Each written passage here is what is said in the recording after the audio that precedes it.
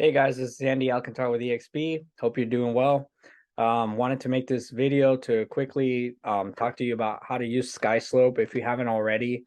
This example is going to deal with forms in Oregon. So I just wanted to kind of do an overview of like the nuances of the Oregon forms. There's been quite a few changes in the last 2 years or so. So it's been a little bit to just kind of keep up to date on everything. But you go to skyslope.com. You're gonna do all your transactions and listings and sales are gonna be on this Skyslope suite. If you want, they just added this new feature, so if you want to send offers, you can kind of write them up on there.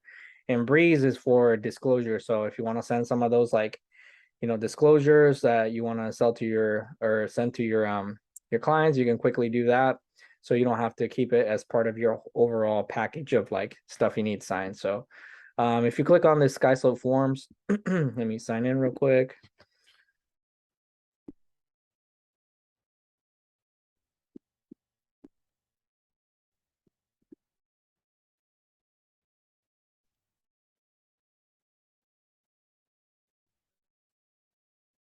Okay, if you look in here, you go to, you can browse library.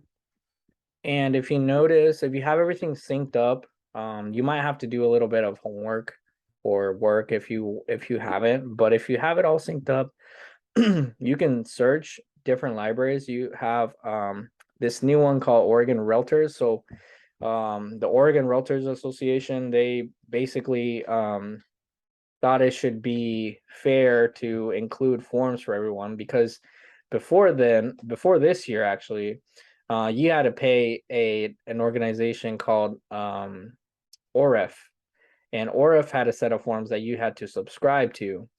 And now, as part of your dues that you pay to Oregon Realtors, you get this set of forms. So if you click on there, they've pretty much numbered everything. It's everything you need, so you don't need any additional forms. Like, you can do it all with this set of forms. They're brand new. The thing that you have to keep in mind though, and this is very important, is that if you use Oregon forms,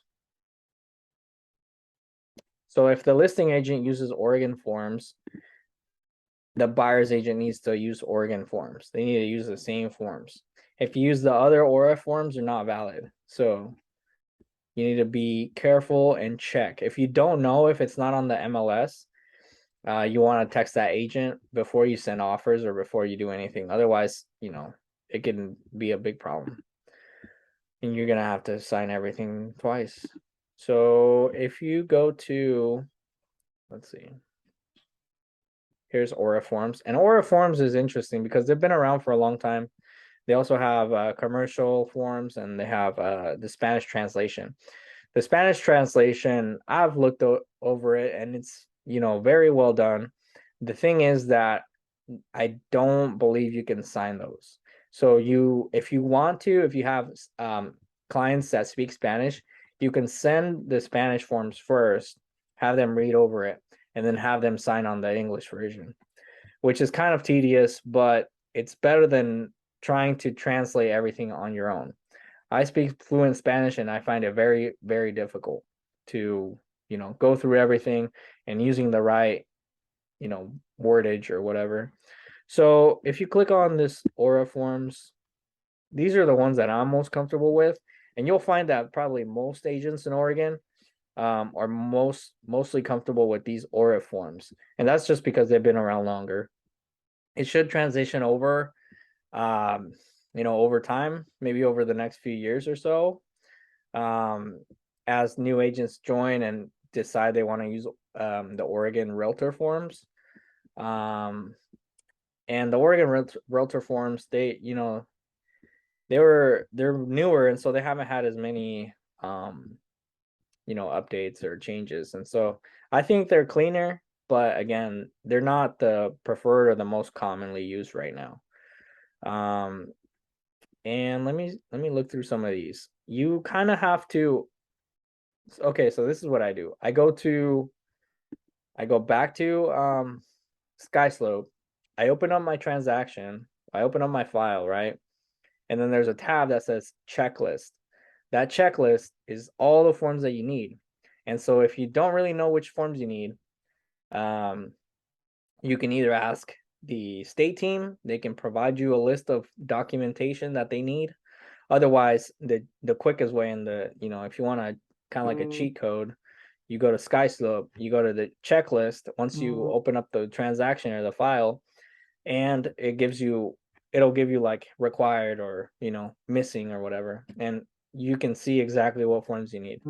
And so you can go in here, you can type them in, or you can just simply look through them. A lot of these, obviously, buyer's repair addendum, buyer's disclosure, things like things like that, or seller, notice to seller, things like that.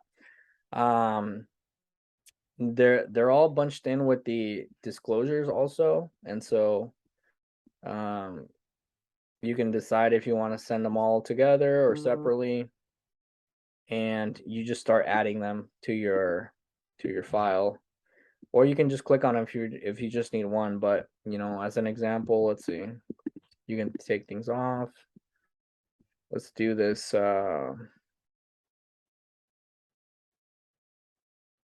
Let's just look at this repair addendum. So, it's just a blank form. This one's OREF, Oregon Real Estate Forms. Again, you have to pay for this one, but it's a yearly subscription. And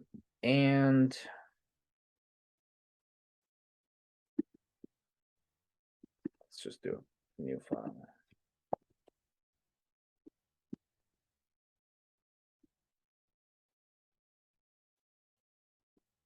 So you can select a bunch of forms. They'll be all right here.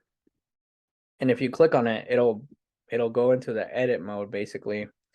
You can type in all the info, save it, and then when you do additional work, it should keep it saved, so you don't have to keep putting in buyer, or seller's name.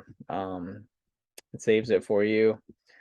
And then the cool thing about obviously Skyslope is that it has a signature feature already integrated. So when you go to prepare signature,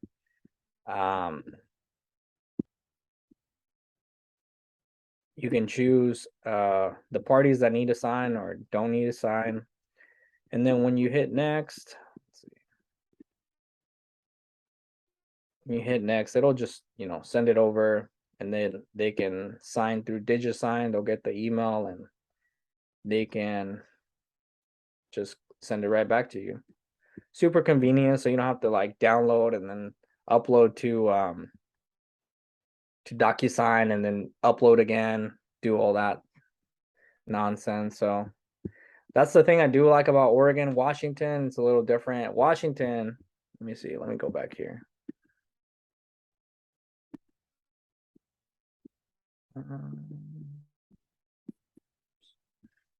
Let's see if it shouldn't be on here. Yeah, so if you notice, there's Oregon forms, but there's no Washington forms, and that's because Washington forms are not, I don't know if they have an agreement or what it is, but they're not on Skyslope. So if you want to use Washington forms with a transaction management software or whatever it's called, you need to use Zip Forms. And they have their own signature platform, or again, if you want to use, if you're more comfortable with something like DocuSign. And let me see. Let me show you Skyslope real quick.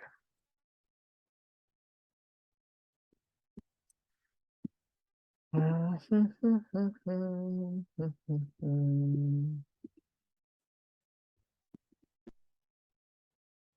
use this one.